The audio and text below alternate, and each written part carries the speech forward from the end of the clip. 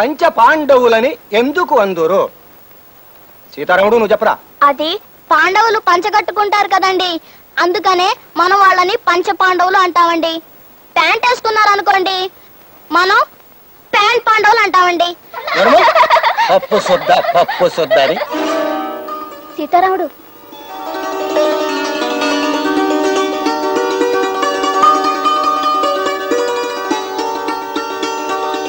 పప్పు సుద్ద.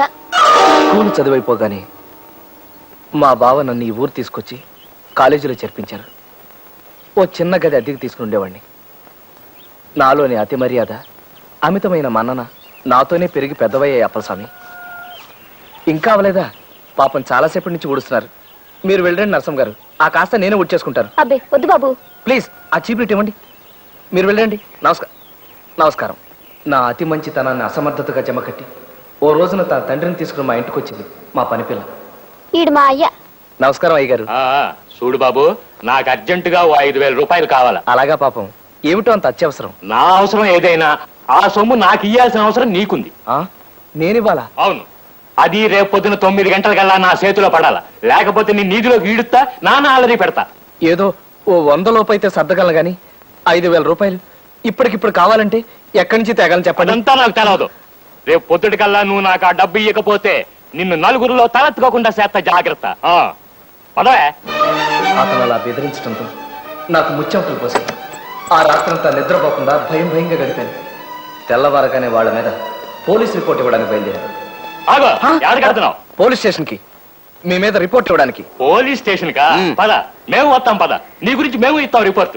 నా గురించా? ఏమని? ఏమనంటాయా? ఎంత అమాయకంగా అడుగుతున్నాడు.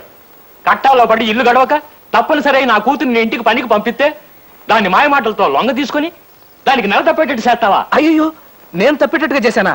ఏమండి, నేను అలాంటి వాడిని కాదండి. సాధ్యమైనంత వరకు తోటి స్టూడెంట్స్ కి సహాయపడి వాళ్ళందరూ పాస్ అయ్యేటట్టు చేశాను కానీ ఎవరిని తప్పేటట్టు చేయలేదండి. నోరు మూయవయ్యా, నా కూతురు తల్లి కాబోతుంది.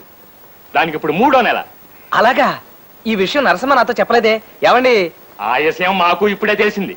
నీకు ఆ కబురు చెప్దామనే వస్తున్నాం. ఎంతైనా ఆ బిడ్డకి తండ్రివి కదా. నేను? ఇదేమిటండి, నేను నరసింహ గారిని?